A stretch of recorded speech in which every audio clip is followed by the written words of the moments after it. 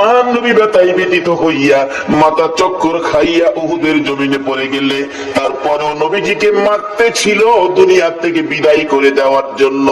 এমনি সময় হযরতে জিবরাইল এইভাবে দুইটা হাত বাড়াইয়া আমার আপনার নবীকে কুলে উঠাইছে, তাদের সামনে থেকে টান দিয়ে সরাইয়া নিয়ে আসছে।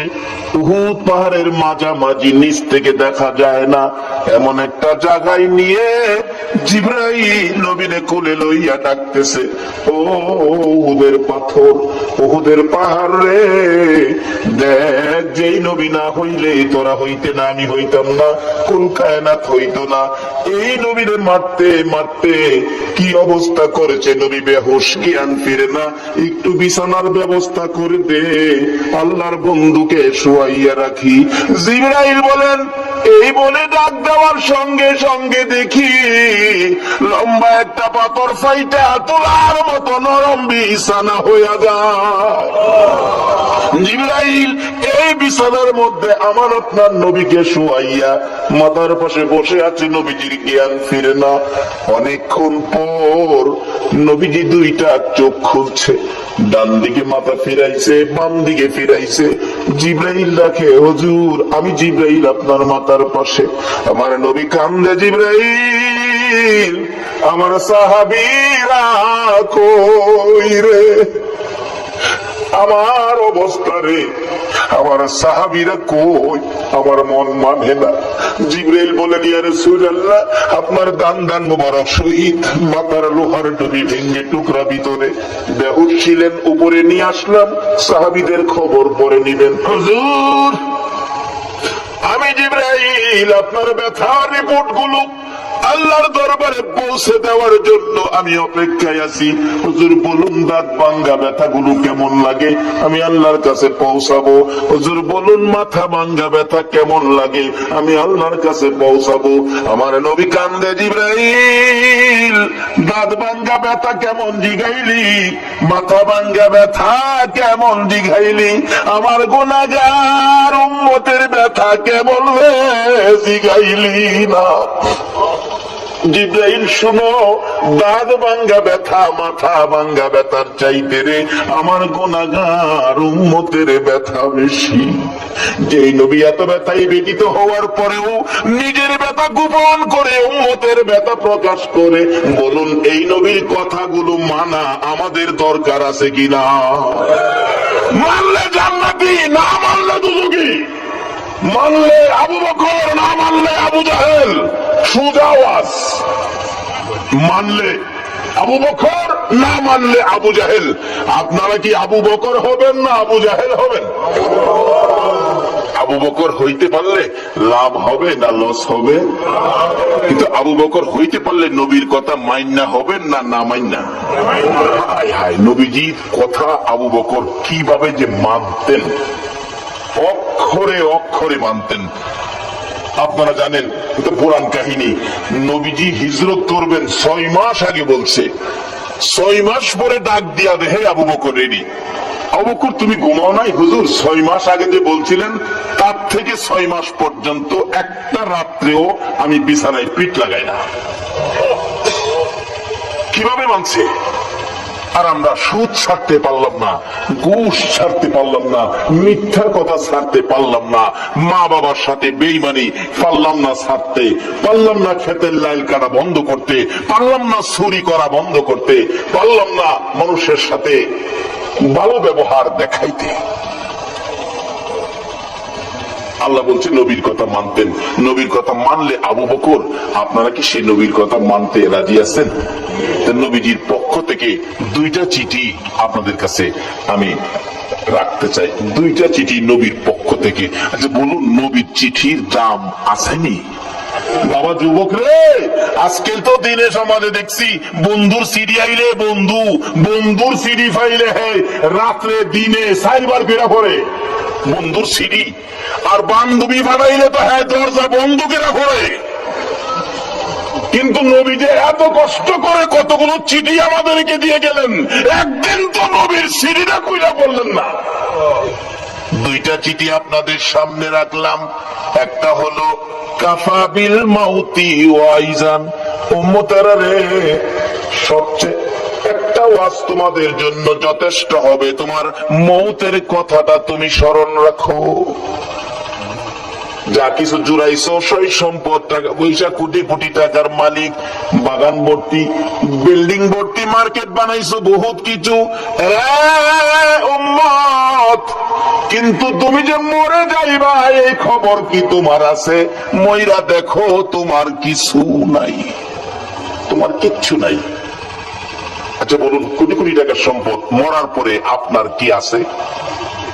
বাস্তবে দেখেন, বিদেশি কম্বল গায়ে দিয়ে জাজিম বক্স খাড়ে ঘুমাইছেন, আধা ঘন্টা পরে মৃত্যু হয়ে গেছে, ছেলে মেয়েরা খবর পাইছে বাবার মৃত্যু। বলুন, বিদেশি কম্বলটা আপনার গায়ে রাখবে? যে জাজিম বক্স খাড়ে ঘুমাইছেন, বলুন রাত্র যতটাই বাজে এই বিছনাটার মধ্যে আপনারে রাখবে কিনা? সকাল হইবার আগে বারিন্দায় নিব, 10টা বাজবার আগে গোসলখানায় নিব, গোসল করাইয়া সাদা কাপড় পরাইয়া মসজিদের কোণার চারিপায়া খাটে শুয়াইয়া উঠানের মধ্যে রাখবো। বলুন, সাদা কাফন পরে এই খাটের মধ্যে শুয়ার পরে এই জগতে আপনার আর কি আছে? নবী বলছে, একটা যথেষ্ট, মৃত্যুর কথাটা স্মরণ রাখো। কি রোজগার করে কি জমাইছো, একদিন মহিলা দেখো না তোমার কি আছে, মহিলা দেখো।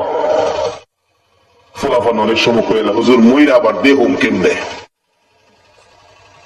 যে মহিলা কেমনে দেখবেন? আসলে একটা ঘটনা, এটা কোরআন হাদিস না, বাস্তব থেকে বলছি। আপনাদের কষ্ট আছে? বাস্তব একটা ঘটনা। এক বেচারা কোটি কোটি টাকার মালিক, বড় লোক, অনেক কিছু, হ্যাঁ, বাড়ির সামনে বসে বসে খালি গর্ব করে, আমার মতো এই এলাকায় কার কি আছে, আমার মতো কার কি আছে, আমার যা আছে গ্রামে কার কি আছে। এটা ভাই ছিল মৌলবী, মৌলবী ছোট ভাই পিছনে গিয়া কই, ভাই সাহেব খালি কোন কার কি আছে আপনার মতো? আমি হিসাব করে দেখছি আপনার কিচ্ছু নাই। বড় ভাই তোরে মৌলবী বানাইলাম না, একটা ব্যাক কল বানাইলাম। আরে আমি যে আসন্নাত বসি বিকালে, এই আসন্নাত কয়েক গ্রাম জুড়ে আছে। আমার পুকুরে যে মাছ আছে, এই মাছের পয়সা সারা গ্রামের আছে। বাড়িঘর তো রাজকীয় পরিবেশ, কি করছ তুই? মৌলবীকে আমার ব্যাককল কইলেন। আচ্ছা, সুযোগ পাইলে বুঝামো, আমি ব্যাককল না, আপনি ব্যাককল। গত 14 বৈশাখে একটা ঘটনা গেছিল, জমিতে ধান বেরিয়েছিল, ভিতরে চাউল নাই। এটা কি বাউনি আইছি? সারা বাংলাদেশে ছিল এরকম, কোন কোন জমিতে ধান বাইরেছে ঠিক, ভিতরে চাউল নাই। কিন্তু এই বেচার তো অনেক জমি জমা। মৌলবী তো, ভাই সাহেব আপনার অনেক জমি, ধান বলে বাইরেছে, ভিতরে চাউল নাই, একটু দেহুন দরকার না?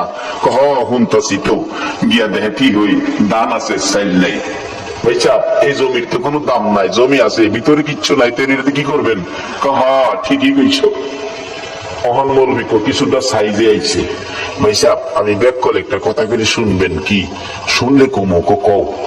আপনি খেতের আইলো শুয়ে দেবেন, আমি সাদা একটা চাদর না আপনারে গুইরা কাছে বইয়া কান্দুম, আমার বড় ভাইয়ের সাথে কেটে মাইরে লিখছে, কিন্তু আমি না কোয়া পর্যন্ত আপনি উঠতেন না। কি হইব কইরা পরে বুঝছেন। তুই কইছস ছোট ভাই মৌলবী, দেখি কি হয়। চাদরটা ঘুরছে, সাদা চাদর দিয়া কান্তাছে মৌলবী কাছে বইয়া। মৌলবী কান্তাছে কাছে বইয়া, মৌলবী কি মিশা কথা কইব? আমার বাইরে সাপে দেখতে নাইছি, ও বাইরে বাইরে নাইছি। লোকজন দৌড়াদৌড়ি করে, হায় হায় হায়, লোকটা কোটি কোটি টাকার মালিক ছিল, আজকা খেতে নাইলো ফিরে লইছে। আরেকজনে তো খালি খেতে নাইলো না, ও আজকা তো কবর যাইব একবারে খালি হাত, কিচ্ছু নি করতো না। যে এই খালি কথাটাই কয়, কবরে যাইব খালি হাত। আচ্ছা, এই ভদ্রলোক সব শুনতাছেনি? দেশে কি তোমার আছে? সকলে একটা কথাই কয়, কবরে যাইব খালি হাত।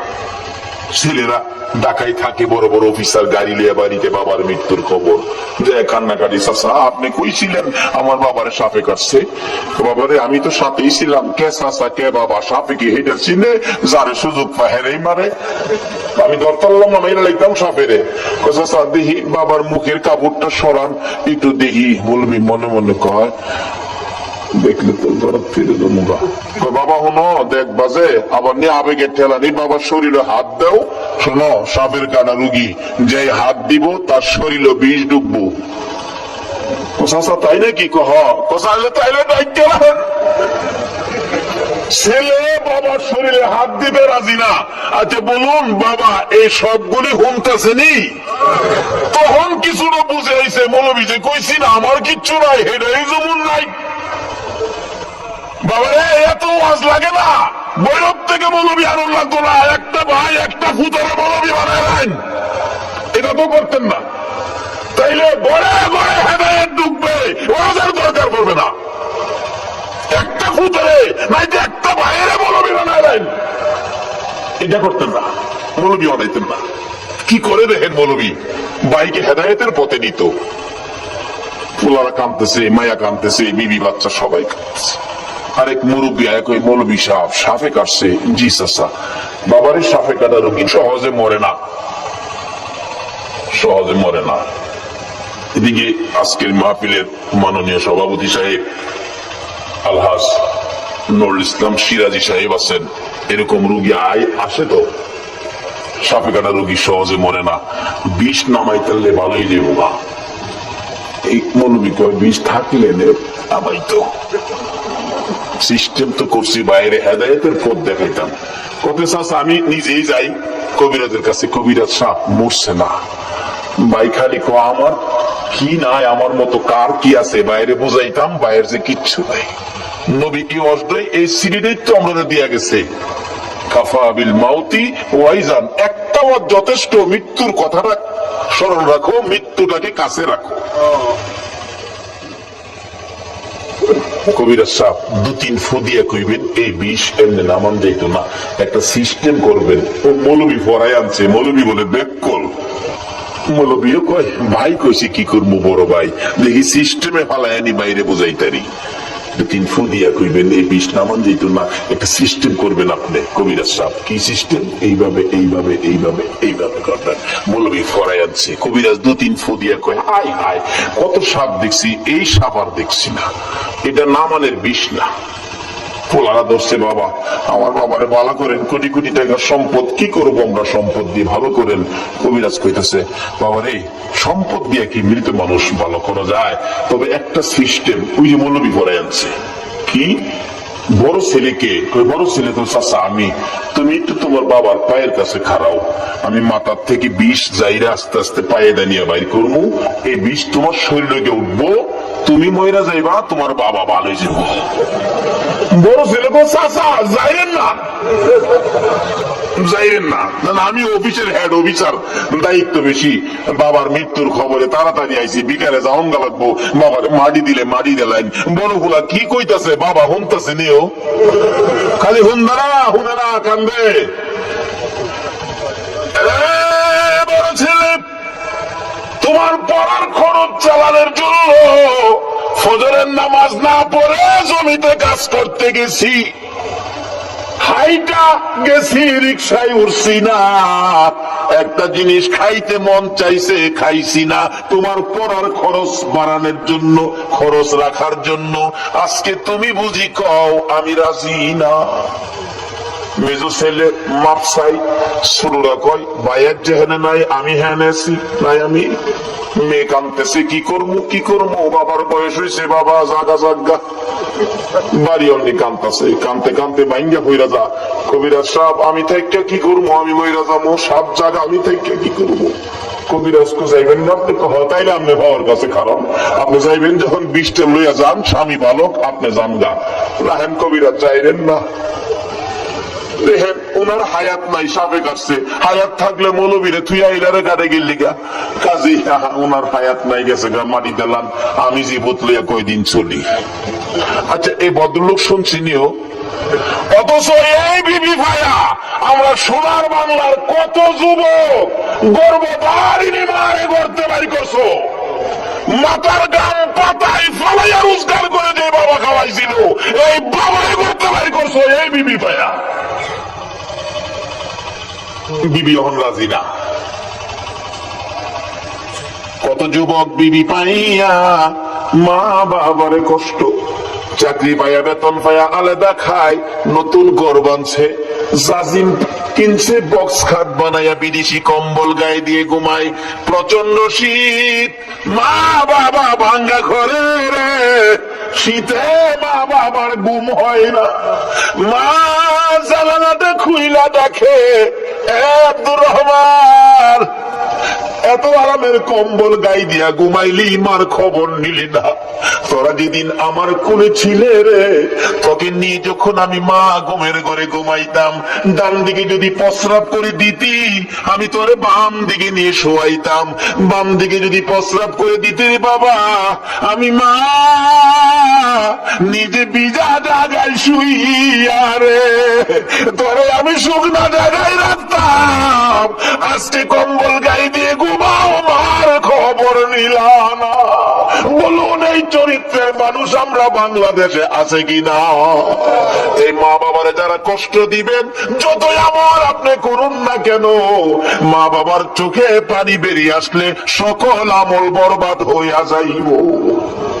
কত আমল করবেন, কত নাকি কামাইবেন? মুফতি মুহাদ্দিস মুফাসসির মক্কা মদিনার ইমাম যদি হও, মায়ে যদি সুতা পরিমাণ কষ্ট দাও, সব শেষ। কখন এই বিবি ভাইয়া কত মারে, কত বাবারে কষ্ট দিছে। ওই দিন পত্রিকায় দেখি ছেলে বাবারে কাইতে লাইছে, খুন কিনা লাইছে। ডেমরার ঘটনা, এই এক সপ্তাহ আগের ঘটনা মনে হয়।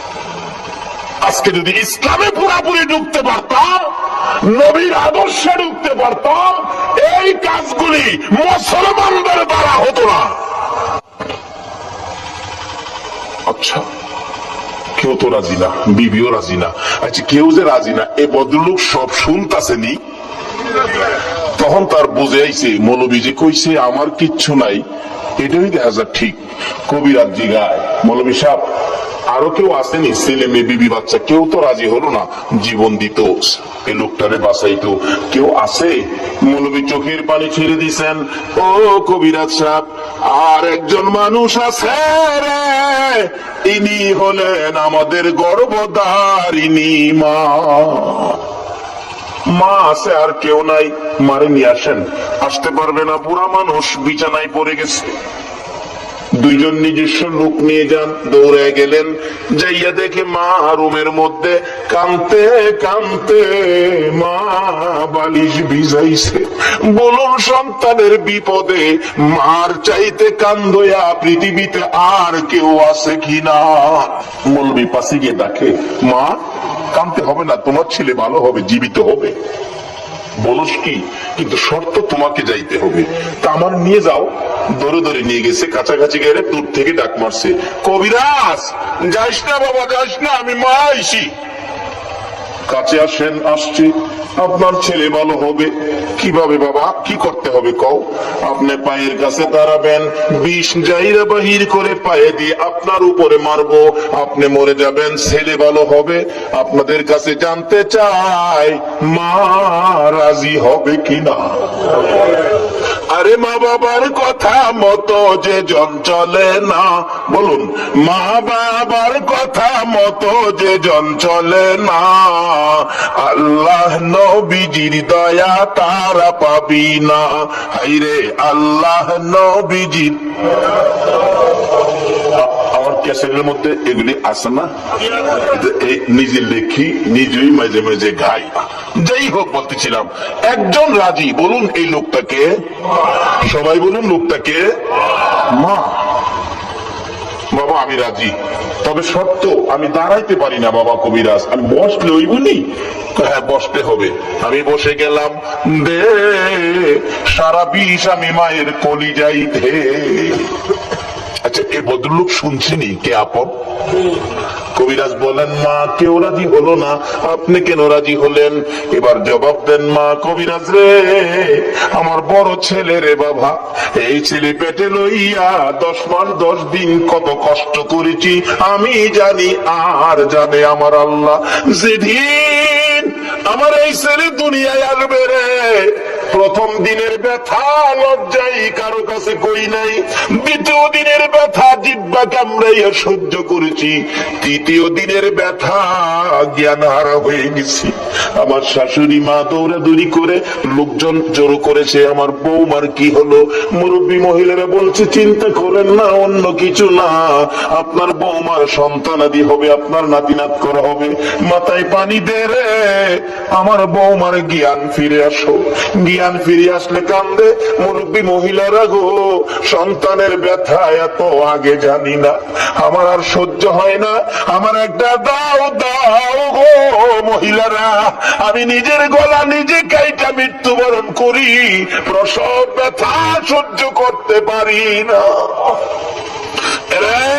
কবিরাজ, আমি দেখেছি মুরব্বী মহিলারা তাও জাতীয় জিনিসগুলো ঘরের বাইরে ফালাইয়া দিয়া দরজা বন্ধ করে দিয়েছে। আবার আবদার করেছিলাম 2 টাকার বিষ কিনা দাও, বিষ খায়া জীবন দেই, ব্যথা সহ্য হয় না। মহিলারা আমার মাথায় হাত বুলাইয়া সান্ত্বনা দিয়ে বলতো, মা গো পাগলামি করিস না, সন্তানের মা হইতে এই কষ্ট আমরাও করছি রে মা, এই কষ্ট ছাড়া সন্তানের মা হওয়া যায় না। এই মারে যারা কষ্ট দিছ, নামাজ রোজা হজ যাকাত মুফতি মুহাদ্দিস মুফাসসির মক্কা মদিনার ইমাম হইয়াও আল্লাহর জান্নাতে যাওয়া হবে না। মরতে যখন হবে, আসুন বাবারা নবীর কথা মাইনা আদর্শের মধ্যে ঢুকি, এই রূপগুলি পরিষ্কার করি। ডাকতেছে মা, মা গো আল্লাহরে ডাকো, আল্লাহ আল্লাহ করো, দেখো আল্লাহ 2 জায়গায় করে দেয়। ওই মহিলা ডাকতেছে, কবিরাজ রে ব্যথা অসহ্য, চিৎকার মারতাম আল্লাহ গো কইয়া। আমার আল্লাহ বলেন, ফেরেশতারা রে আমার পক্ষ থেকে বাজেট গুলো দিয়ে দিলাম রে, যেই মহিলা প্রসব ব্যথার যন্ত্রণায় আমার আল্লাহ কইয়া ডাক দিবে, এক একটা ডাকের বিনিময় এক একটা কবুল হজের সওয়াব আমি আল্লাহ দান করে দিলাম। এই কষ্টের বিনিময়ে আমার আল্লাহ যদি এই দিতে পারে, বলুন সন্তানের কিছু দেওয়া দরকার আছে কিনা? বাবারা বলতেছিলাম, এবার কেউ রাজি হলো না সন্তানের জন্য জীবন দিয়ে, সন্তান বাঁচাবে মাত্র একজন রাজি, বলুন এই লোকটাকে? এবার মৌলবী ডাকে, ভাই ওঠেন, ভাই তো ওঠে না, কান্দে, শুধু মুখের কাপড়টা সরাইছে। বড় বলা কই কই কি রে? চাচা কইল আব্বা মারা গেছে, অহন বাপের মুখটা দেখাম কেমনে? অহন বাবাও কেউর দিকে চায় না, খালি মার দিকে চায়। মা গো মা, এই জগতে আপন থাকলে তুমি আছো। মা দৌড়াইয়া যাইয়া সন্তানের বুকে জড়াইছে, বাবা গো তুমি জীবিত, আমি মায়ের কলিজা ঠান্ডা করেছো, বলুন এই জগতে কিছু আপন পাইলে কাকে পাওয়া গেছে? এটা আমার নবী তো বানাইছে। নবী বলেছে, উম্মতেরা রে তোর মায়ের পায়ের নিচে তোমার জান্নাত। এবার মৌলবী কই, ভাই সাহেব এবার কোন এই জগতে আপনার কি আছে? ভাই কান্দে আর কয়, মৌলবী রে এইভাবে আমার পথ দেখাবি আমি আগে জানি না। বাবার একটা ভাই মৌলবী বানান, একটা ছেলে মৌলবী বানান, মরতে হবে, মরার আগে মহিলা দেখেন এই জগতে আপনার কি আছে। সব পর কিছু আপন থাকলে মা, মা আপন থাকার কারণ নবী আপনত্ব করে গেলেন, মার পায়ের নিচে জান্নাতের সম্পর্ক করে দিলেন। সকলে বলুন আমিন। বাবারা ভাইয়েরা, এবার বড় ভাই কান্দে, মৌলবী রে নাই আমার কিচ্ছু নাই, আমার কিচ্ছু নাই, আমার কিচ্ছু নাই, শুধু একমাত্র কিছু থাকলে মা। কত চলেন বাড়ির যাই না, বাড়ির গিয়ে কি করবো? তো অহন কান্দেন কেড়ে। বড় ভাই কান্দে আর ডাকে, গুনার বোঝা মাথায় লইয়া কান্দেছি, মাফ করে দাও মাবুদ আল্লাহ এলাহি। বাবারা 2টা চিঠি নবীর পক্ষ থেকে আপনাদের কাছে দেওয়ার কথা। একটা চিঠি হলো কাফা বিল মাউতি ওয়াইজান, মৃত্যু মৃত্যুটাকে স্মরণ রাখো, যথেষ্ট অজের দরকার নাই। আরেকটা চিঠি হলো আমার নবী আপনাদের উদ্দেশ্যে দিয়েছে, আদ-দুনিয়া ও মাজরাতুল আখিরা, দুনিয়াটা হলো আখিরাতের বাজার। আমি আপনাদের কাছে জানতে চাই, নবীর চিঠি মাফিক, নবীর চিঠি হিসাব করে আখিরাতের জন্য কে কি বাজার করেছেন, কে কি রোজগার করেছেন। আমার নবী যেদিন বলেছে দুনিয়া আখিরাতের বাজার, সাহাবীরা জড়ো হইয়া প্রশ্ন করে, নবী গো আমরা কিভাবে বাজার করলে লাভবান হব? আমার নবী সাথে সাথে আরেকটা চিঠি সামনে পেশ করে দিলেন, সাহাবীরা রে, আসসালাতু মিফতাহুল জান্নাহ, এই নামাজ ধরো, নামাজটা তোমাদের আখিরাতের জন্য জান্নাতের চাবি হিসাবে পাবে। লম্বা ঘটনার সংক্ষেপ করে দিলাম। নবীর কথা যারা মানে গো, দেখুন না নবীর সাহাবীর জীবনী, যার নাম কিতাবে লেখে হযরতে আব্দুল্লাহ আনসারী, দৌড়ায় বাড়িতে গেছে, বিবি গো, ও বিবি, নবী বলেছেন নামাজ বলে জান্নাতের চাবি, বল নামাজ পড়বেনি, নামাজ আদায় করবেনি। বিবি একটা চিৎকার মারছে, স্বামী নবী যদি বলে থাকে, আল্লাহু আকবার বলো, কে বলে থাকে? কে? মদিনার মহিলারা পর্যন্ত আমার নবীর কথার মর্যাদা দিত। মসজিদে নববীতে, ও মসজিদের পক্ষের বাইরা কারা গো মসজিদ সামনে রেখে মাহফিলের আয়োজন করেছেন? মসজিদে নববীতে যখন জামাতের সময় হইতো, আব্দুল্লাহ আনসারী ওই একটা কাপড় নিজের পরনে লাগাইয়া ঘরের ভিতরে গর্ত করেছে, গর্তের মধ্যে বিবিকে উলঙ্গ করে বসাইয়া দরজা বন্ধ করে মসজিদে নববীতে যাইয়া পিছনের কাতারে নামাজে শরীক হইয়া, নামাজ যখন শেষ হয়ে যাইত দৌড়াইয়া বাড়ির দিকে যাইয়া কাপড় খুলে বিবিরে দিত, নিজে গর্তের ভিতরে বসতো, বিবি নামাজ আদায় করত। এইভাবে দুইজনে মিলে এক কাপড়ে নামাজ পড়ে, কোনদিন নামাজ ছাড়ে না। আর আমরা ঘরে সুকেশ ভর্তি কাপড়, আমরা নামাজ পড়ি না। সাহাবীরা কিছু গুনগুন করে, আব্দুল্লাহ আনসারী কিসের নামাজ পড়ে? দৌড়ায় আসে, দৌড়ায় যায়, বুঝি না কি নামাজ পড়ে। নবীজি বলেন, কি ব্যাপার, তোমরা কিসের সমালোচনা করো? হুজুর আব্দুল্লাহ আনসারী কি নামাজ পড়ে বুঝি না। রাসূল বলেন, তোমরা সমালোচনা করো না, কেন দৌড়ায় আসে, কেন দৌড়ায় যায়, আমি নবী তদন্ত করব। সমালোচনা মুসলমানদের আদর্শ, সমালোচনা ইসলাম নয়। নবী নিজেই গেছেন যে আব্দুল্লাহ আনসারী ঘরের দরজায়, আব্দুল্লাহ আনসারী মতান্তরে সালাম দিলেন। আসলে কোন মুসলমানের ঘরে ঢুকতে আগে সালাম দিবেন, একবার, দুইবার, তিনবার, সালামের জবাব নাই, চলে আসবেন, মনে করবেন ঘরে কেউ নাই, চলে আসবেন। পরের দিনের মুসলমানদের আচরণ হলো, ডাক দিলে, মালিক ভাই বাড়িতে আছেন? মালিক ভাই, কেউ যদি জবাব না দেয়, লগের টানে কই, ভাই যখন বাড়িতে না, ভাবি ওই দেখে যাই, ভাই বাড়িতে না, হ্যাঁ ভাবিরে দেখতো যা, কই ভাইরে তুমি ভাবি দেখার অনুমতি? আল্লাহ বলছে, আমানত খুলো ফিসসিলমি কাফার মধ্যে ঢুকো। নিজে পর্দায় থাকুন, অন্যকে পর্দায় থাকার পরামর্শ দেন। বলতেছিলাম, এবার নবীজি সালাম দিলেন, আসসালামু আলাইকুম, আসসালামু আলাইকুম, আসসালামু আলাইকুম, তিনবার সালাম, জবাব নাই। নবীজি চলে আসতেছে, আব্দুল্লাহ আনসারী গর্তের মধ্যে উলঙ্গ অবস্থায় ছিল, দৌড়ে আসছেন, বিবি গর্তের ভিতরে ঢুকে কাপড় খুলে দিলেন, স্বামী গো নবী আসছিল, কষ্ট পাবে, তাড়াতাড়ি যান। আব্দুল্লাহ আনসারী কাপড়টা পরে বাহির হইয়া দেখে নবী অনেক দূর চলে গেছে, দৌড়াইয়া পিছনে গেলেন, কিভাবে নবীর পিছনে ফিরাবো? ইনি এমন নবী গো যাকে ডাক দিয়ে পিছন থেকে ফিরানো যাবে না। পিছনে যাইয়া কিতাব লেখে পাও গুলি বড় বড় করে মারছে, আওয়াজ শুনে নবী পিছনে তাকাইছে। আব্দুল্লাহ আনসারী, হুজুর ওয়ালাইকুম সালাম, তিনবার সালাম দিলাম, জবাব দিলি না, এখন কেন জবাব দিলে? হুজুর আপনি যখন সালাম দেন আমি শুনছি গো, কিন্তু এমন এক পরিবেশে ছিলাম রাসূলের সালামের জবাব দেওয়া সম্ভব ছিল না। কি পরিবেশে ছিলে রে আব্দুল্লাহ আনসারী? হুজুর, আপনি যেদিন বলেছেন নামাজ জান্নাতের চাবি, ওই দিন থেকে আমি আর আমার বিবি দুইজনে নামাজ পড়ি, নামাজ ছাড়ি না। কিন্তু দুইজনে মিলে নবী গো মাত্র একটা কাপড় আমার ঘরে। মসজিদে নববীতে যখন জামাতের সময় হয়, ও মসজিদওয়ালারা, কারা এই মসজিদের পক্ষ থেকে মাহফিলের আয়োজন করেছো? আমার নবী মসজিদের জামাতের কত গুরুত্ব দিয়েছে।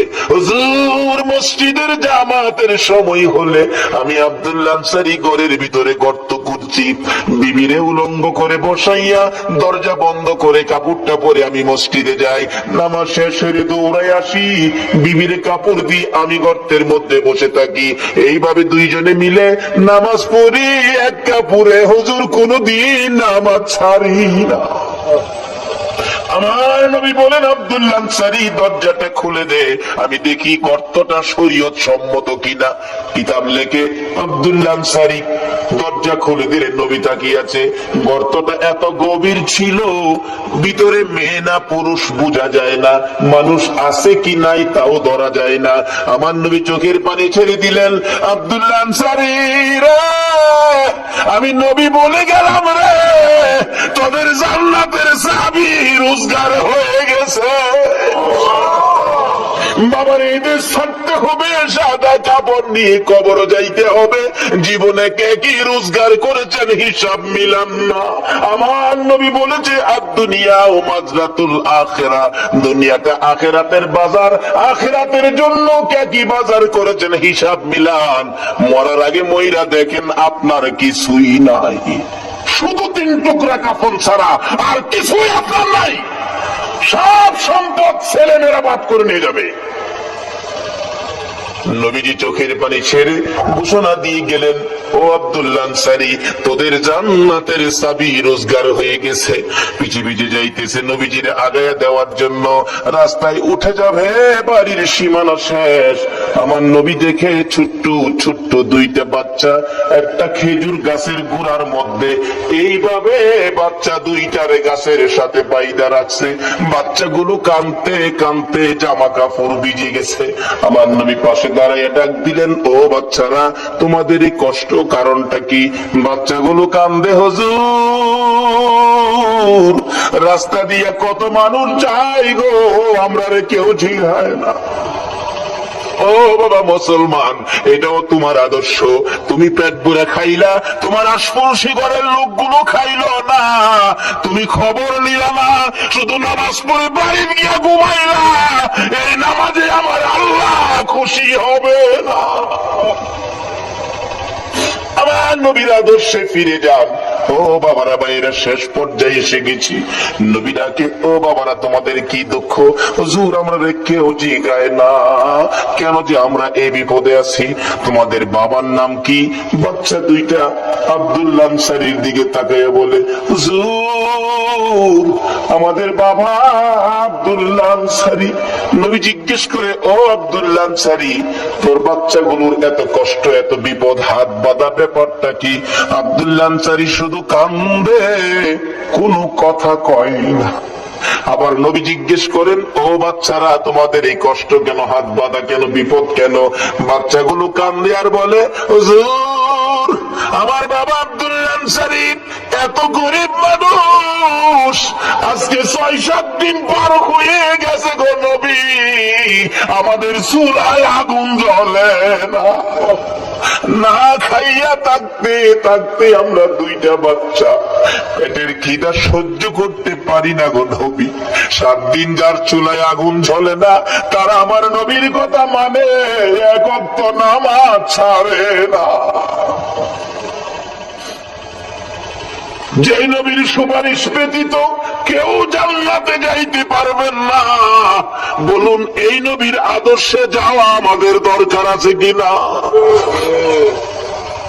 আমার নবী নিজেও চোখের পানি ছেড়ে দিলেন, দেরি করলেন না, দৌড়ে যাইয়া মসজিদে নববীর বারিন্দায়।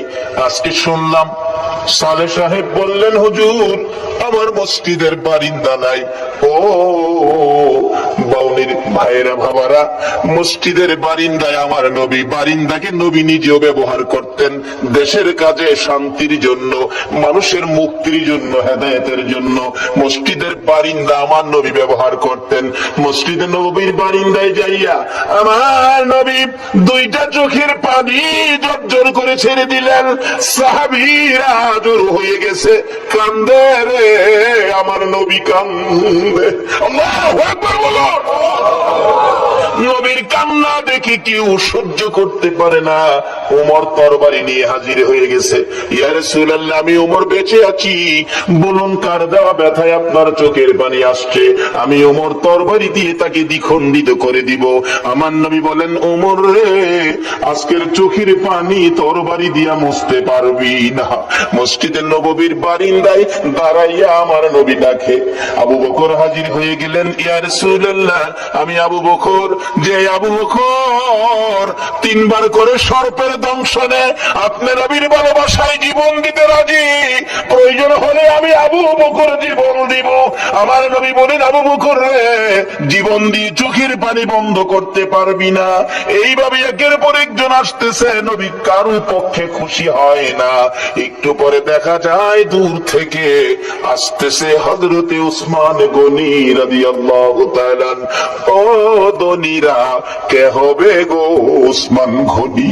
হাসতেছে, চোখের পানিগুলো ছেড়ে ছেড়ে নবীজি কান্দে। উসমান গনি ডাকতেছে, হুজুর, আমি উসমান গনি আসলাম। নবী গো, বলুন কিসের বিনিময় চোখের পানি মোছা যাবে? আমার নবী এইভাবে দুইটা হাত বাড়াইয়া ডাক দিলেন, উসমান গনি রে, আমি নবী তোর দিকে তাকাইয়া রইছি। মসজিদের নববীর বারিন্দায় আমার নবী উসমান গনির দিকে তাকিয়ে আছে। আমি জানি আজকে বাউনির জমিনে আমার নবী মদিনা থেকে এই মসজিদের বারিন্দার জন্য কার দিকে নবী তাকাইয়া রইছে। উসমান গনি, আয়, আমি নবী তোমার দিকে তাকিয়ে আছি। নবীজির সামনে দাঁড়াইলে উসমান গনি ডাকতেছে, ইয়া রাসূলুল্লাহ, বলুন কিসের বিনিময় আপনার চোখের পানিগুলো মুছতে পারি? আমার নবী কান্দে, উসমান রে, পারবিনি, ইহুদির বাড়ির খেজুর গাছটা আমারে কিনা দিতে, আমি নবীর চোখের পানি বন্ধ হয়ে যাবে। যায় দেখ আমার আব্দুল্লাহ আনসারীর দুইটা বাচ্চারে কি কষ্ট দিয়ে রাখছে। 7 দিন চুলায় আগুন নাই রে, এই খেজুর গাছের খেজুর টুকায়া বলে খাইছিল। গাছটার মালিক ইহুদি, দুইটা বাচ্চারে গাছের সাথে বাইধা রাখছে। একটা দৌড় মারছে উসমান গনি রাদিয়াল্লাহু তাআলা। কারা গো এই মসজিদের পক্ষে আছো? এটাই হবে আমার আল্লাহর পক্ষ, এটাই হবে আমার নবীর পক্ষ। যারা মসজিদের পক্ষ থাকবে আমার নবী তাদের পক্ষে থাকবে, যারা মসজিদের বারিন্দার পক্ষে গো আমার নবী তাদেরকে না লইয়া ফুলসিরাতের ফুল নবী পার হবে না। উসমান গনি ডাকি, ইয়া রাসূলুল্লাহ, কথা দিলাম খেজুর গাছ না নিয়ে আমি আসবো না। ডাকতেছে, ইহুদি বাড়িতে আসো? জি। খেজুর গাছটা বিক্রি করে দাও। ইহুদি কই, বাড়ির খেজুর গাছ বিক্রি করবো? কান্দে উসমান গনি, রে ইহুদি, নিষেধ ইসলাম রাসূল কান্দে রে এই গাছটার জন্য। আজকে যা চাইবি তা পাইবি, বিক্রি করতে হবে। ইহুদি কয়, সুযোগ যখন পাইছি একটা গাছের বিনিময় মনের মতো ললমু। ও উসমান গনি, তোমার 100 খেজুর গাছের একটা বাগান, 100 খেজুর গাছ সহ বাগানটা যদি আমারে দিয়ে দাও, আমি একটা গাছ তোমারে দিব। উসমান গনি একটা চিৎকার মারছে, ইহুদি, মাত্র 100 খেজুরের গাছ চাইছুস রে? আবার রাসূল কান্দে। রাসূল খুশি করার জন্য আজকে যদি আমি উসমান গনির সকল সম্পত্তি চাইতি, একটা গাছের বিনিময় আমি উসমান গনির সব করে দিয়ে দিতাম। ও বাবারা, ভাইয়েরা, এই রাসূল খুশি করার জন্য সকল সম্পত্তি দিয়ে ওসমান গনি একটা খেজুরের গাছের দলিল নিতে রাজি। ইহুদি বলেন 100 গাছ দিলেই হবে। 100 গাছের দলিল দিলেন ওসমান গনি, একটা গাছের দলিল দিলেন ইহুদি। এই দলিল নিয়ে রাসূলের সামনে হাজির। আমার নবী চোখের পানি জর্জর করে ছেড়ে দিলেন। ওসমান গনি রে, আমি কথা দিলাম রে, তোরে না লইয়া আমি নবী জান্নাতে যাব না। বাবারা ভাইরা, এই নবীর কথা কার কাছে ভালো লাগে? কে নবীর পক্ষে থাকতে রাজি? মসজিদ আল্লাহ খুশির ঘর, মসজিদ আল্লাহ পাওয়ার ঘর, মসজিদ জান্নাত পাওয়ার ঘর, মসজিদ গুনাহ মাফের ঘর। এই মসজিদের বারিন্দার জন্য আমি আপনাদেরকে নিয়ে দোয়া করব। দোয়ার আগে 5টা মিনিট অনুরোধ হলো, আমি আপনাদের মেহমান, কেউ উঠবেন না। যদি উঠেন আমি কষ্ট পাবো। মোহব্বতে আর একটু দুরূদ শরীফ পড়ুন। আল্লাহুম্মা সাল্লি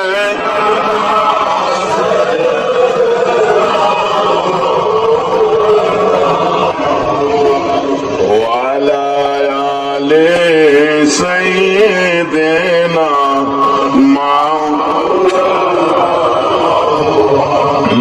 মুহাম্মাদ। আল্লাহুম্মা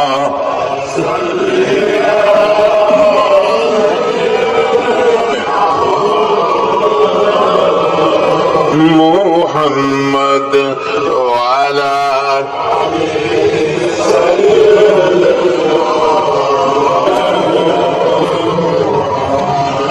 নবীর মায়া ছেড়ে মানুষ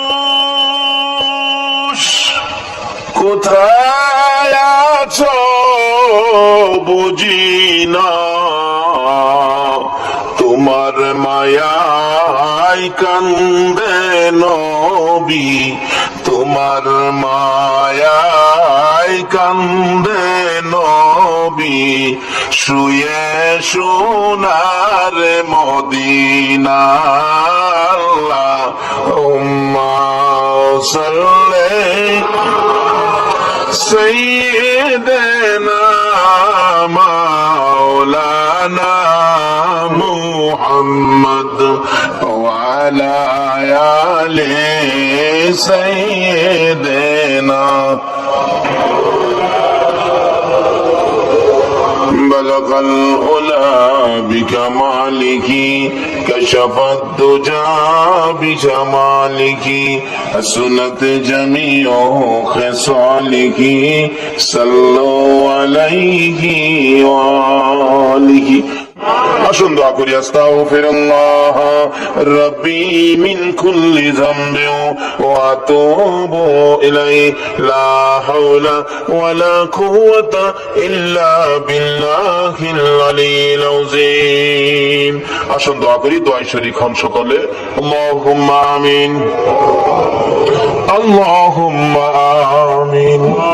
ربنا ظلمنا أنفسنا وإن لم تغفر لنا وترحمنا لنكونن من الخاسرين رب ارحمهما كما ربياني صغيرا رب العالمين জানি না কিভাবে ডাকলে খুশি হইবা, জানি না কিভাবে ডাকলে জীবনের গুনাহ ক্ষমা দিবা। মাবুদ রে, বেবুদ শিশুর মতো দুটো করে হাত বাড়াইলাম, জান্নাতের বাগানে বসে মসজিদের পক্ষ থেকে আয়োজিত মাহফিলে জান্নাতি মেহমান লইয়া আমি গুনাহগার হাত বাড়াইলাম। মাবুদ মায়ার নজরে তাকাইয়া দেখো কত নাইবে নবী আলেম ওলামারা হাত বাড়াইছে। মাবুদ রে, সাদা দাড়িওয়ালা মুরব্বী বাবারা হাত বাড়াইছে, খালেদ বিন ওলীদের মতো যুবকেরা হাত বাড়াইছে, পর্দার আড়ালের মা বোনেরা হাত বাড়াইছে। এই মাহফিলের সঙ্গে তুমি এই হাতগুলি কেমনে খালি ফিরাইবা গো আল্লাহ? এই মাহফিলের উসিলাই, এই মাহফিলে যারা হাত বাড়াইছে আমি নেককার বুঝি না, গুনাহগার বুঝি না, মেয়ে বুঝি না, পুরুষ বুঝি না, আজকের জন্য নামাজি বুঝি না, বেনামাজি বুঝি না, যারা এই হাত বাড়াইছে গো আমাকে সহ সকলের জীবনের গুনাহগুলো ক্ষমা করে দাও। ক্ষমা চাইলাম জীবনের গুনাহ ক্ষমা যদি না করো, কবে জানি মৌতের চিঠি দিয়ে আজরাইল পাঠাইয়া দাও, কবে জানি গর্তে বাহির করবে রে, আর ঘরের ভিতরে নিবে না। উঠানের কিনারে পর্দা টানাইয়া জীবনের শেষ গোসল করাবে রে। আদরের সন্তানেরা ঘরের বারিন্দায় দাঁড়ায়া দাঁড়ায়া কাঁদবে আর ডাকবে বাবা গো, পর্দার ভিতরে কিসের গোসল করো গো বাবা। মা টাইনা টাইনা বুকে জড়াবে, আইরে আমার এতিম, আজকাল থেকে তোমরা এতিম হয়ে গেছো। মা এতিমের ঘটনা বলতে গেলে কলিজা মানে না রে আল্লাহ। আমার বড় ভাই 5টা বাচ্চা এতিম করে কবরে, বাড়িতে গেলে আমার ছেলেরা দৌড়াই আসে, আব্বু আইছে। আমার ছোট্ট একটা ভাতিজা দৌড়াই আইসা দাঁড়াইয়া তাকে কিছু কয় না। জিজ্ঞেস করি বাবা কি চাও, কি লাগবে, কি দরকার বলো। চোখের পানি ছেড়ে কান্দে, কেন কান্দো বলো না। আমার ডাইকা ডাইকা কয় চাচা গো আপনি তো একদিন 2 দিন পর পর বাড়িতে আসেন, চাচা আমরা আব্বা কই গো চাচা, আমার আব্বা কি আর জীবনে বাড়িতে আসবে না। এইভাবে কবে জানি কার সন্তানেরা এতিম হইয়া যায়, কবে জানি কার বিছানা খালি হইয়া যায়। ওই দিন আসার আগে তোমার ঘর মসজিদের পক্ষ থেকে আয়োজিত মাহফিলে আমরা যারা হাত বাড়াইছি গো, ফিরাইও না, ঘুরাইও না, আমরা তুমি মাফ করে দাও। আল্লাহ জীবনের গুনাহ মাফের আসার দরখাস্তের পর আরেকটা দরখাস্ত করি, তুমি কিন্তু রাগ হইও না। আমি জানি না হাজার হাজার মানুষ এত রাত পর্যন্ত বসে হাত বাড়াইছে, টাকা চাইলে লোকেরা জায়গা, আজকে লোকগুলো গেল না, বসে রইল। আমি জানি না রে কার মনে জানি কি দুঃখের পাহাড়, কার মনে জানি ব্যথা। হুজুর আপনার মা নাই গো, মা নাই। কার মনে জানি ব্যথা বাবা নাই গো, বাবা নাই। যেই বাবা মাতার গাম পাতাই ফালাইয়া রোজগার করে মানুষ করেছে গো, যেই বাবা জমি জমা সই সম্পদ জুড়াইয়া আজকে বাবা দুনিয়ায় নাই। বাবা কত আদর করতো গো, শেষ বয়সেও বাবা বাজারে গেলে জগ ভর্তি দুধ কিনতো, 2 কান্দা 3 কান্দা কলা লইতো, আমের সিজনে 15 কেজি 20 কেজি আম লইতো। বাবা হাঁটতে পারে না, তারপরও দুধ কিনা, আম কিনা, কলা কিনা বন্ধ করে না। লোকেরা জিগাই বুড়া বয়সে এই পূজা কার জন্য বইতাছো, নিজের জান চলে না কেন এইগুলি লইছো। বাবা একটা চোখের পানি ছেড়ে দিয়ে চিৎকার মারছে, বন্ধুরা রে কার জন্য লইছি শুনো রে, আমার আদরের ছেলে মেয়েগুলো দুধ আর কলা ছাড়া ভাত খায় না রে। দুধ কলা যেই বাবা খাওয়াই তোর, এই বাবা কার জানি খবরের আল্লাহ, ওই মা জানি কার খবরে গো। মার কোলে তাইকা আমার কোলে কত পসরা পায়খানা করছি, অন্য মহিলারা নাকে কাপড় দিত, তোমার আমার মা জীবনে কোনদিন নাকে কাপড় দেয় নাই। মা সন্তানেরা যদি কোথাও যাইতো, রাত্র 12টা 1টাও যদি বাজছে, সারা গ্রামের ঘরের দরজা বন্ধ হয়েছে, মা দরদি দরজাটা খুইলা বিনাইয়া বিনাইয়া কাঁদছে। একটা গাছের পাতা যদি পড়ছে, একটু আওয়াজ যদি হয়েছে, মা 2 কদম সামনে গিয়া একটা চিৎকার মারছে, বাবা আইসনি, আমি তোমার মা দাঁড়াইয়া রইছি। বাবারে বাড়ির দিকে তাকাইয়া দেখো, এই দরজা জালি কার বন্ধ হইয়া গেছে। হে মারে কবরে শুয়াইয়া, বাবারে কবরে শুয়াইয়া চোখের পানি কার জন্য রাখছো? মায়ের অভাবী ছেলেরা কি করে? এতদিন তো শুধু বলতাম, এখন তো নিজেও মার অভাবী। একটা মায়ের অভাবী ছেলে বিদেশ থাকে, সপ্তাহ সপ্তাহ টেলিফোন করে, মা মা তুমি কেমন আছো আমারে জানাইও। মা কই বাবা, বিদেশ গেছো টাকার জন্য, সপ্তাহ সপ্তাহ টেলিফোন করে টাকা নষ্ট করলে কেমনে হইব? টাকা চিনো রে বাবা, টাকা চিনো। ছেলেটা টেলিফোন করে বলতেছে, মা মা গো আমারে বাধা দিও না গো মা, আমি টাকা চিনি না, আমি চিনি আমার দরদি মা। সপ্তাহ সপ্তাহ টেলিফোন, হঠাৎ করে মা স্ট্রোক করে মারা গেছে। এলাকার লোকজন কয়, ছেলেটারে মৃত্যুর খবরটা দিও না, দিলে আত্মহত্যা করবে। 1 দিন 1 রাত, 2 দিন 2 রাত, 3 দিন 3 রাত, যেদিন পার হয়ে যায়, ওই বিদেশের মাটির থেকে ছেলে স্বপ্নে দেখে মা ডাকতেছে, মন্নান টেলিফোন কার কাছে করবি রে? মা কইয়া কারে ডাকবি রে বাবা, আমি তোর মা, কবরে চলে গেছি, আর আমারে পাইবি না। পাইলি না আমারে মা কইয়া ডাকলি না, মার দেখা আর জীবনে হবে না। ঘুম থেকে উঠে মা মা কইয়া কাঁদতেছে। বন্ধুরা বলেন, কি হলো তোমার? আমি স্বপ্নে দেখেছি মা নাই, দেশে থাক, দেশে আর চাকরি করবো না, দেশে চলে যাব। সকালবেলা টেলিফোন করছে, বড় ভাই টেলিফোন ধরে, বন্যান সপ্তাহ হইলে টেলিফোন করবি, আজকে কেন টেলিফোন করলি? ভাই আমি স্বপ্নে দেখেছি আমার মা নাই গো। ভাই আগে সত্য করে কও, আমার মায়ের খবর কি? খবর যদি না কও, আমি কালকেই বাড়িতে চলে আসব, মায়ের কাছে দাও, মায়ের সাথে কথা বলবো। মার কাছে যদি টেলিফোন না দাও, আমি কিন্তু কালকে বাড়িতে চলে আসব। বড় ভাই টেলিফোন ফালাইয়া একটা দৌড় মায়েরা মায়ের খবরের পাশে, মা গো তোমার পাগল খবর পাইছে গো, কালকে বলে বাড়িতে আইব।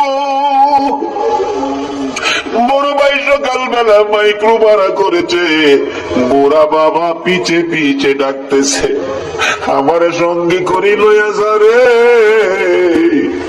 মায়ের পাগল রেখে থামাইব। বুড়া বাবা সহ এয়ারপোর্টের গেটে বসে আছে। একটু পরে দেখা যায় মায়ের পাগল লইয়া বিমান আইসা পড়ছে। বুড়া বাবা গেটে দাঁড়ায়া দাঁড়ায়া কান্দে, বাবা আমার মনরা আমি কি দিয়া বুঝাইব? মালামাল সহ গেট পার হইয়া দৌড়ায় বড় ভাইয়ের গলায় ধরছে, ভাই ভাই আমার মা আইছে গাড়িতে, মা আছে ভাই। ভাই শুধু কান্দে, ভাই গো আমি স্বপ্নে দেখেছি আমার মা মারা গেছে, তুমি কান্দো, ব্যাপার কি কও না গো ভাই। ভাই কিছু কয় না, শুধু কান্দে আর কান্দে। দৌড়ায় বাবার পায়ে পড়ে গেছে, বাবা বাবা আমি স্বপ্নে দেখেছি মা নাই, তাড়াতাড়ি চলে আসছি, ব্যাপার কি, খবর কি কও না। বাবা ধৈর্যের সহিত বলতেছে, মন্নান আয় গাড়িতে, বাড়িতে যায় দেখবি তোর মা কেমন আছে। গাড়ি টান দিলে একটু পরে বলতেছে, মন্নান বাবা গো মা মরে গেছে, স্বপ্নে দেখে চলে আসছি, কিছু আনতে পারি নাই, শুধু মায়ের জন্য একটা স্বর্ণের চেন আনছি গো বাবা, এই চেনটা তুমি মার কাছে বোঝাইও। বাবা কান্দে, বাবু এই চেন আমি কার হাতে দিব? মন্নান রে, এই চেনটা তোর কাছে রাখ, তুই তোর মার হাতে বুঝাইয়া দিস। বাড়ির কাছাকাছি মাইক্রো গেলে দূর থেকে মন্নান তাকাইয়া দেখে বাড়ির গেটের সামনে শত শত মহিলারা কান্দে, একজন আরেকজনকে ডাকতেছে, দেখা যায় ভাইয়ের পাগল আইসা পড়ছে। মোল্লাল বারবার জিজ্ঞেস করে, বড় ভাই এত মহিলা কান্দে, ব্যাপার কি, কি হয়েছে নতুন করে? কিন্তু বড় ভাই গো, এত মহিলা কান্দে আমার মারে তো দেখা যায় না। বড় ভাই আর কথা কয় না, গাড়িটা থামলে দরজাটা খুলছে। মোল্লাল তাকায়া তাকায়া দেখে মা কই, মারে দেখা যায় না। অন্য মহিলারা গাড়ি ঘেরাও করে ডাকে, মন্নান আইসো, মা কইয়া কারে ডাকবি রে? মন্নান গাড়ির থেকে নাইমা দরজাটা খুলে গেটে দাঁড়াই একটা চিৎকার মেরে ডাক মারছে, মা মা মা, তোমার পাগল আইছে গো মা। কে দিবে ডাপে ডাকের জবাব? দৌড়াইয়া বাড়ির ভিতরে ঢুকছে। যেই রুমে মা থাকতো রুমের দরজায় ডাকতেছে, মা তুমি কি অসুস্থ? কেন দরজা খুলো না? ধাক্কা দিয়ে দরজাটা খুইলা দেখে মায়ের বিছানা চিরতরে খালি। আমার বিছানা কালি বালাইয়া কে জানি হাত বাড়াইয়া কান্দে রে আল্লাহ। বাবার বিছানা খালি, কে জানি হাত বাড়াইয়া কান্দে। এই চোখের পানি দেখলে তোমার মায়া লাগেনি, তোমার দয়া লাগেনি? আর দেরি করো না, এই মুহূর্তে ওই সকল মা বাবার কবর গুলো জান্নাতের বাগান বানাইয়া দাও। আল্লাহ গো, মা বাবা যার দুনিয়াতে আছে হায়াত বাড়িয়ে দাও। মা বাবা কেমন জিনিস বুঝার তৌফিক ছেলে মেয়েদেরকে দান করে দাও। আল্লাহ দাদা দাদি, নানা নানি, শ্বশুর শাশুড়ি, আলিয়া আওলাদ, বংশধর, মই মুরব্বী, পাড়া প্রতিবেশী, খানদানবাসী, মহব্বতী, খাস করে পাউনির জমিনের নিচে, এলাকার জমিনের নিচে, তাম পৃথিবীর জমিনের নিচে যত মুমিন মুমিনাত ঘুমিয়ে সকলের কবর জান্নাতের বাগান বানায়া দাও। আল্লাহ কাজ করে এই মসজিদের পক্ষ থেকে এই মাহফিলের আয়োজন যারা করেছে, মাহফিলে যারা সাহায্য সহযোগিতা করেছে, দূর দূরান্ত থেকে যারা মাহফিলে আসছে, সকলের বংশধর মই মুরব্বী যারা কবরে মাফ করে দাও। আমাদের মধ্যে যারা অভাবী, অভাব দূর করে দাও। আমাদের মধ্যে যারা বিমারি, বিমার শেফা করে দাও। যারা ঋণগ্রস্ত আছে ঋণ থেকে উদ্ধার করে দাও। যারা বিপদে আছে বিপদ থেকে মুক্ত করে দাও। যারা নামাজি নামাজ কবুল করে নাও। যারা নামাজ পড়ে না নামাজের বোঝ দান করে দাও। যারা ব্যবসা করে ব্যবসায় বরকত দাও। যারা চাকরি করে পদোন্নতি দান করে দাও। যারা গৃহস্থী করে জমির ফসলে বরকত দাও। যারা বিদেশ থাকে অনেক বিদেশি ভাইদের বাবা দুয়ার দরখাস্ত করছে গো আল্লাহ, বিদেশি সকল ভাইদেরকে তুমি হেফাজতে রাখো গো আল্লাহ। যারা বিদেশ যাবে মনের আশা পুরা করে দাও গো আল্লাহ। পরীক্ষার্থীরা দোয়া চাইছেন, আল্লাহ গো মা বাবার মনে বড় আশা গো, ছেলেটা পাস করে বাড়িতে ফিরে আসবে। আল্লাহ গো সকল পরীক্ষার্থীদের মা বাবার কলিজা ঠান্ডা করে দিও গো আল্লাহ। আল্লাহ সকল পরীক্ষার্থীদেরকে কামিয়াবি দান করে দিও গো আল্লাহ। যাদেরকে ছেলে মেয়ে দিয়েছো ছেলে মেয়েদেরকে নেক হায়াত দাও। অকালে মৃত্যু দিও না, মা বাবার কলিজায় আগুন জ্বালাইও না। ছেলে মেয়েদের মুখে এতিমের দাগ লাগাইও না। ছেলে মেয়েদের মা বাবার হায়াত বাড়াইয়া দাও।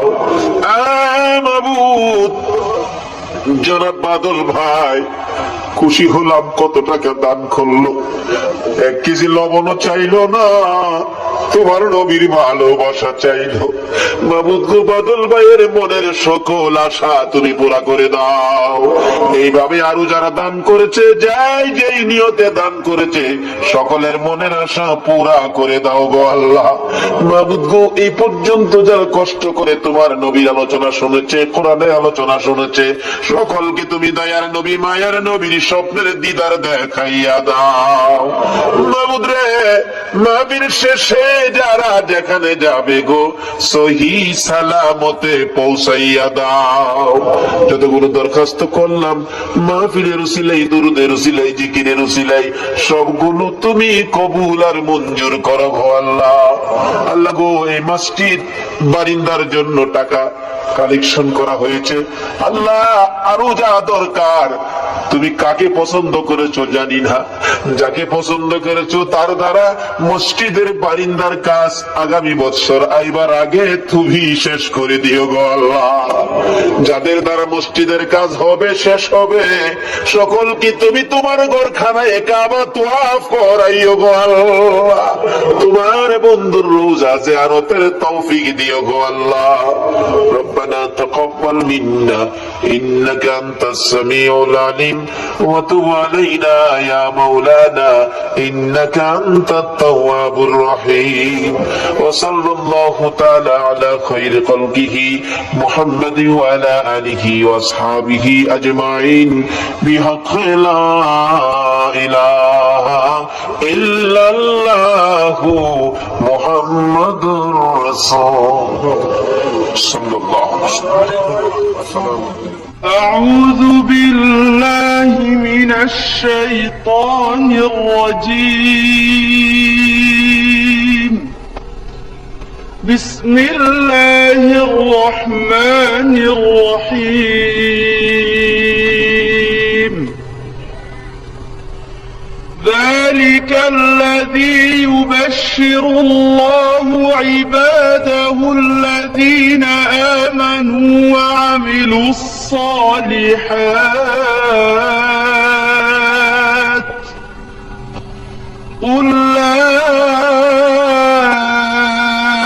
أسألكم عليه أجرا إلا المودة في القربى، ومن يقترف حسنة نزد له فيها حسنا، إن الله غفور شكور. صدق الله العظيم.